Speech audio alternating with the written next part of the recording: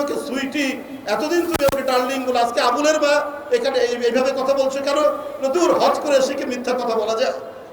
Leading যে সমস্ত পত্রিকা তারা বলেছে যে ওই ডামি নির্বাচন 7ই জানুয়ারির তার চাইতেও ভোট কম পড়েছে। ডামি নির্বাচন হচ্ছে, এই নির্বাচনের ব্যাপারে আমাদের কথা বলার নয়, আমরা এটা বর্জন করেছি। এটা ফালতু নির্বাচন, জনগণ কেউ যায়নি। বিএনপি যে বর্জন করেছে এইটা জনগণ সমর্থন দিয়েছে। আমি আজকে এই জনসভায় এদেশের মানুষ, কোটি কোটি মানুষকে আন্তরিক শুভেচ্ছা ধন্যবাদ জানাই বিএনপির পক্ষ থেকে। তারা আরেকটি পাতানো নির্বাচন, আরেকটি জালিয়াতির নির্বাচন, এই নির্বাচন তারা বর্জন করেছে। তারপরেও খবরের কাগজে দেখলাম এই নির্বাচনেও ভোট কেন্দ্র তো শূন্য, তারপরে জাল জুয়া চুরি হয়েছে, জালিয়াতি হয়েছে, প্রকাশ্য টাকা বিলি বন্টন হয়েছে। আপনার নিশ্চুপ, প্রধান নির্বাচন কমিশনার নিশ্চুপ, একেবারেই নিশ্চুপ, কেউ নাই। উনি বললেন যে 35%-এর মতো ভোট পড়েছে, কিন্তু জনগণ দেখছে, সবাই দেখছে, মিডিয়া দেখছে যে কত পড়েছে। এবং আপনার লিডিং যে সমস্ত পত্রিকা তারা বলেছে যে ওই ডামি নির্বাচন 7ই জানুয়ারির তার চাইতেও ভোট কম পড়েছে।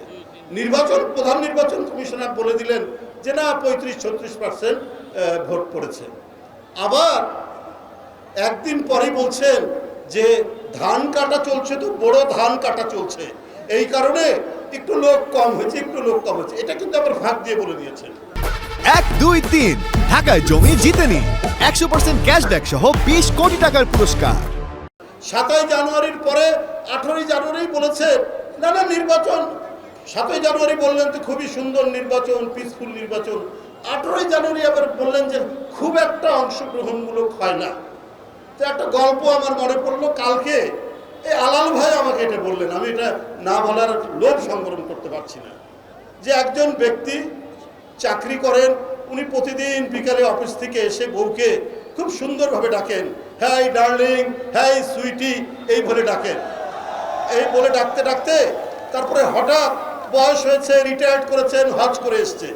তো হজ করে এসে এখন ওর বউকে আর ডার্লিং সুইটি বলে ডাকে না, বলে এই আবুলের মা তুমি কোথায় আছো? ওর বউ তো রেগে মেগে একেবারে অস্থির, এসে বলছে এতদিন তুমি আমাকে সুইটি, এতদিন তুমি আমাকে ডার্লিং বলে, আজকে আবুলের মা এখানে এইভাবে কথা বলছো কেন? দূর, হজ করে এসে কি মিথ্যা কথা বলা যায়? তো আমাদের প্রধান নির্বাচন কমিশনার, আমি জানি না হজ করেছেন কিনা, উনি মাঝে মাঝে একটু সত্যি কথা বলার চেষ্টা করেন। কি কারণে? এটা কি জনগণের ভয়ে না কিসের ভয়ে? একটু ফাঁকে ফুঁকে একটু বলে দেন আর কি। তো যাই হোক, এই ধরনের তামাশা, এই ধরনের জুয়া চুরি, এই ধরনের লুটপাটের সংস্কৃতি শেখ হাসিনা কায়েম করেছে। সুতরাং এইটা একটা দেশের জনগণ কখনো মানবে না, মানে না, এটা চলতে পারে না। এই দুঃশাসন, এই নির্মমতা, এইটা চলতে পারে না। বন্ধুরা আমার, এর বিরুদ্ধে আমাদের ঐক্যবদ্ধ প্রতিরোধ করতে হবে।